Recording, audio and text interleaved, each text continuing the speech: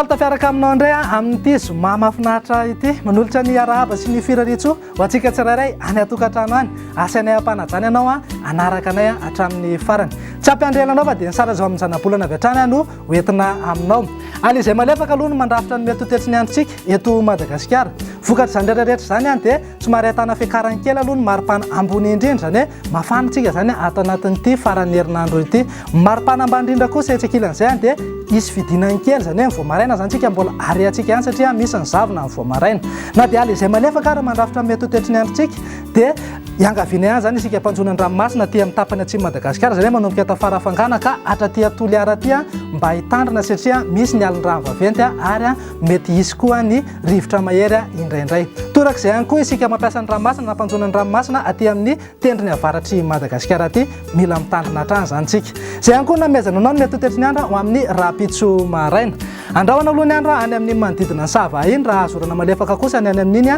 analanjorofo iny ny eto amin'ny faritry ny afo voatany sy ny tapany atsimo Madagasikara ray manontolo iny aty any dia isy zavona voamaraina fa isava miandalana ihany zany mifaritra sisa rehetra moa any dia saika andrahoana vitsy any andro raha ho an'ny tolakandro kosa indray dia olalovan-drahoana aloha ny any amin'iny tapany avaratry ny faritry sava iny raha toa kosa azorana malefaka ny any amin'ny manodidina ny Antalasy analanjorofo ary mifaritra atsinanany Madagasikara iny ny any amin'iny manodidina ny Befandriana Avaratra sy any amin'ny manodidina Mantsary moa dia andrahoana ny andro mifaritra sisa rehetra dia ibalika tanteraka mihitsy Gaby Masoandra na andrahoana vitsy any andro mikasika ny maripana voavinavina ho amin'ny rapitso aloha any dia 7 degré celsius zao any amin'ny faritry vakina karatra iny raha eo amin'ny 20 sy 12 degré celsius eo kosa ny ho an'ny Antananarivo sy Fianaratsoa morontsiraka sy rereny voaparitany moa dia saika eo amin'ny 9 ka hatramin'ny 13 degré celsius eo any maripana fa raha ho an'ny tolakandro kosa indray dia any amin'ny Maheva tanàna sy any amin'ny manodidina faritry Boeny iny dia any evikevoka ny andro izay mahatratra any amin'ny 13 degré celsius mihitsy fa ny eto amin'ny faritry Antananarivo kosa no 20 degré celsius raha eny amin'ny 20 degré celsius any Fianaratsoa any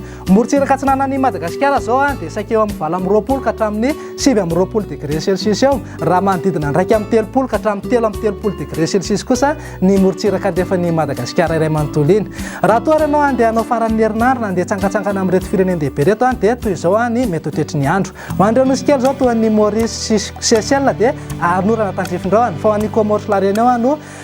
ibalika tanteraka mihitsy Gaby Masoandro ho an'ireo firenendehibe ivelan'ny Madagasikara toa ny Paris Milan ary Johannesburg dia ibalika be mihitsy Gaby Masoandro fa ho an'ny Nairobi sy Bangkok kosa no azo orana tandrifindrao zay ihany koa nazona tolotra aloha fa misaotra anao nanaraka anay hatramin'ny farany zay avy aty amin'ny meteo ihany koa dia mirary farany herinandro finaritra ho anareo mametraka veloma mandrapitafa tompoko lasy tompoko vavy veloma tompoko